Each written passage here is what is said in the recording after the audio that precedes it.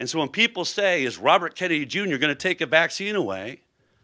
I would say Robert Kennedy Jr. is going to begin a conversation of transparency, of talking about the actual science that is written in every one of these lists, pages and pages of injuries that are right here, written by the manufacturer by law because they are happening to real children and real people, and no one in front of me right now has ever written about this story.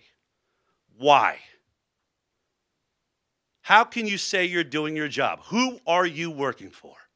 We are supposed to be the fourth branch of government, the fourth estate.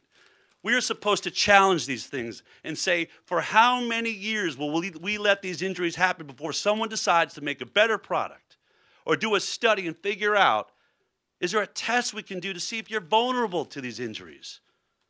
We've never studied who these injuries are happening to.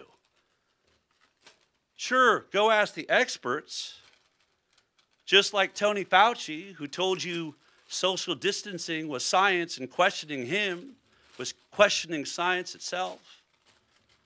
Just like the vaccine stops transmission, which every single one of you wrote.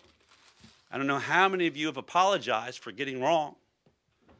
But on the high wire one day before anyone, the show that I do online, before anyone received a COVID vaccine, I read the emergency use authorization by the FDA.